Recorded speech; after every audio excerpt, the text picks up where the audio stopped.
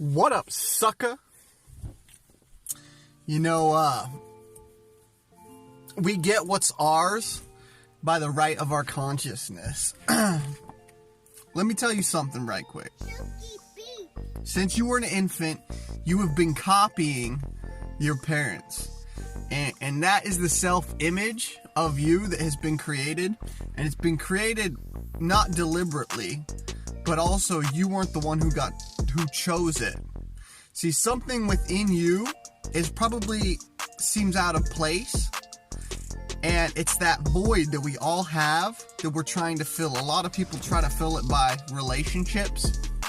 But I'm going to give you a few metaphors that have been used by a lot of people since even before Christ, like forever ago, thousands of years. And a first interesting one, so actually let me tell you about the infant one. So kind of what I was thinking pertaining to that is when your parents are trying to get you to open your mouth to spoon feed you food, what they have to do is open their mouth in order to get you to open yours. And so that's when you're crying and it's because you're hungry, you don't know what to do, and your parents open their mouth, and then you open yours. And that's kind of how the process begins for everything. As an infant, you see your parents walking, you know you can walk. You see other kids walking, you know you can walk. And so we strive for that. It's just a mere fact of copying. Now, our parents like it when we say things that they would say, when we do things that they would do. Our parents like us better when we act how they would act. And so, just by sheer trying to be frictionless, growing up in their home, you just naturally, you copy, you see that they like that response, so you keep doing it, and you gradually become just like them.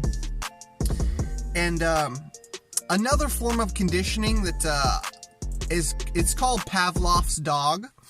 And so, I think it was a Russian scientist, but he would take a bell, ding the bell, and then feed a dog a treat. This dog, Pavlov's dog, feed the dog a treat.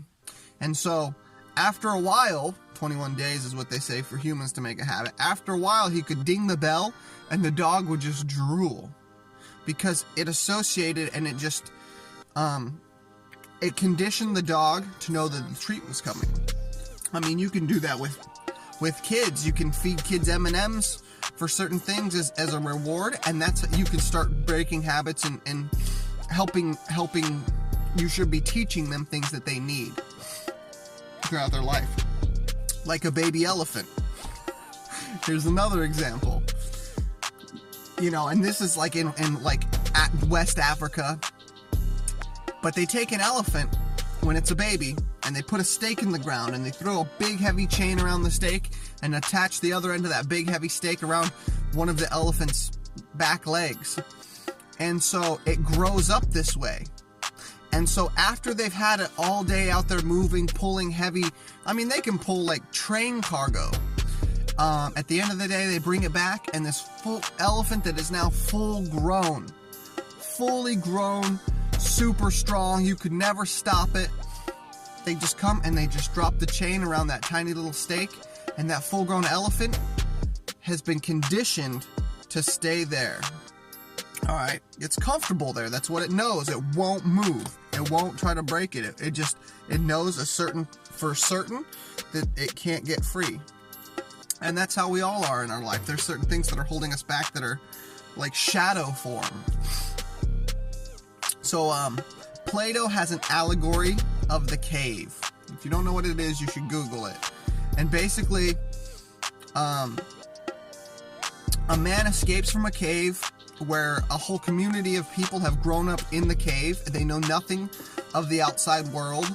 All that they know is the cave world. They think that all of that is tangible and real. Their eyes are acclimated for low light. Well, one of them escapes. He gets out. He goes up into the brightness of the sun, and it's overwhelming to all of his senses. The heat, the vision. He can't see. Nothing looks how it should look. And he comes back down, and everybody else thinks he's a fool for going up. Look what happens when you go up. He can't even see now. He can't even see things for what they are. He has no idea. He's a fool. And he tries to explain to them that they're down in a cave and that they're living, and they think he's just absolutely lost his mind. And people will get so angry at him as to physically be violent and harm him, even though he's trying to help them, to bring them out to the outside world. People will die for tradition, even if it means learning the truth. And so I have this chart drawn up here.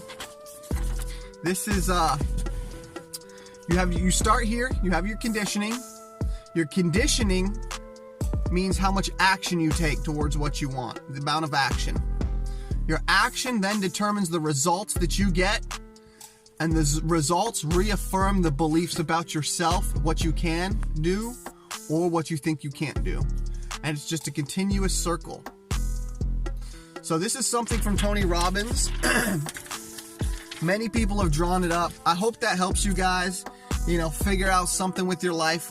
As much as I like just rambling, I figure that, if content like this can help one person with one good piece of information that lasts them for one day, and it takes me 2 hours to do this, but the piece of content helps somebody for one whole day with one good idea for one day, it's worth it.